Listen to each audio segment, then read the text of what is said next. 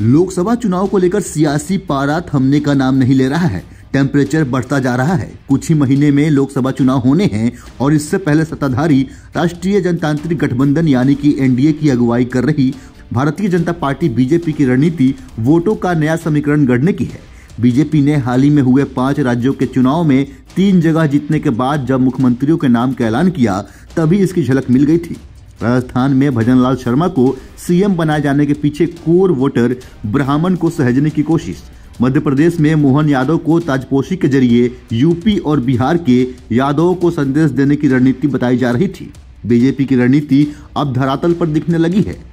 बता दें कि मोहन यादव के चेहरे को आगे करके बीजेपी ने अब बिहार और यूपी के यादव लैंड में सेंध लगाने की राजनीति पर काम भी शुरू कर दिया है। मोहन यादव कल बिहार में थे। मध्य प्रदेश सरकार की कमान संभालने के बाद पहली बार बिहार पहुंचे थे। मोहन यादव को पटना के श्री कृष्ण मेमोरियल हॉल में श्री कृष्ण चेतना मंच के बैनर तले आयोजित कार्यक्रम में सम्मानित किया गया। वैसे तो यह कार्यक्रम गैर राजनीतिक बताया जा रहा है, लेकिन इसके गहरे निहितार्थ हैं। साथ ही मोहन यादव के इस दौरे के सियासी मायने भी तलाशे जाने लगे हैं।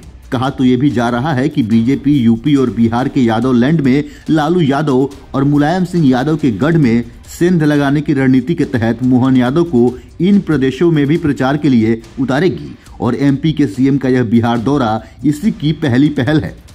बात अगर बिहार की करें तो बिहार की जातिगत गणना के मुताबिक बिहार की कुल जनसंख्या में यादव समाज की भागीदारी 14% से अधिक है। बिहार में लोकसभा की 40 सीटें हैं और इन 40 में से करीब दर्जन भर सीटों पर जीत और हार का निर्धारण यादव मतदाता करते हैं। मधेपुरा, बांका, गोपालगंज, हाजीपुर और पटना के साथ ही सीमांचल की कई जिलों में भी यादव आबादी प्रभावी में स्थित है।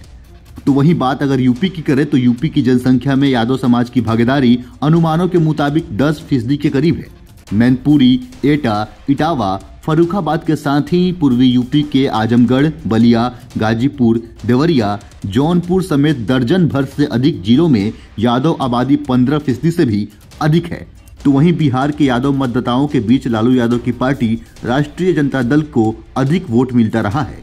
आरजेडी की गहरी पैठ है। यादव आरजेडी के कोर वोटर माने जाते हैं, लेकिन 2019 के लोकसभा चुनाव में बीजेपी के नेतृत्व वाला एनडीए को इस वोट बैंक में सेंध लगाने का मौका मिल गया था। वहीं कई सारे ओपिनियन पोल के मुताबिक 2019 के लोकसभा चुनाव में 56% यादव वोट आरजेडी को मिले थे।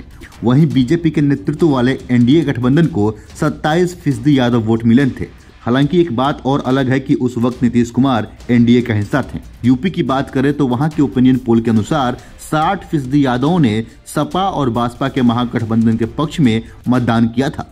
बीजेपी को 23 और कांग्रेस को 5% यादवों ने वोट दिए थे। 12% यादव का वोट अन्य पार्टी को भी गए थे। इतना ही नहीं, बीजेपी की ये स्ट्रेटजी कितना कामयाब होगी, कितना कामयाब नहीं होगी, ये देखना काफी दिलचस्प होगा। लेकिन बिहार में बीजेपी और यूपी में गैर यादव ओबीसी पॉलिटिक्स पर फोकस करती चली आई है, लेकिन पिछले कुछ साल में पार्टी की रणनीति बदल गई है। बीजेपी ने यूपी से 2 यादव नेताओं हरिनाथ सिंह यादव और संगीता यादव को राज्यसभा भेजा, तो साथ ही भाजयुमो के प्रदेश अध्यक्ष रह चुके सुभाष यदुवंशी को भी एमएलसी बनाकर यूपी के उच्च सदन में भेज दिया। बीजेपी ने न सिर्फ विधानसभा, लोकसभा और विधान परिषद, राज्यसभा के साथ ही सरकार और संगठन में भी यादव नेताओं का प्रतिनिधित्व बढ़ा दिया गया है। तो वहीं बिहार में बीजेपी का फोकस गैर यादव ओबीसी को साझे रखने के साथ साथ यादव मतदाताओं को भी इस पार्टी से जोड़ने की है।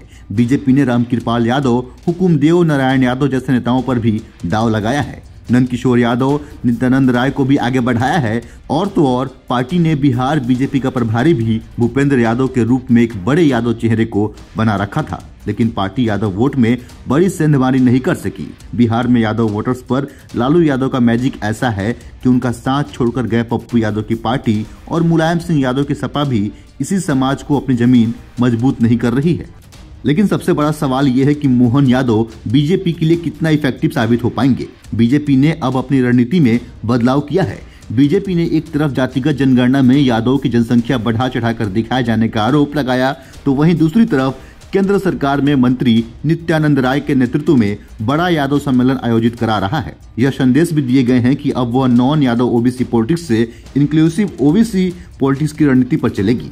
मोहन यादव के चेहरे को आगे करके पार्टी बिहार और यूपी के यादव को यह संदेश देने की कोशिश कर रही है कि आरजेडी और सपा जैसी पार्टियों की सरकार में परिवार से बाहर का कोई नेता मुख्यमंत्री नहीं बन सकता, लेकिन बीजेपी किसी भी यादव नेता को सीएम बना सकती है।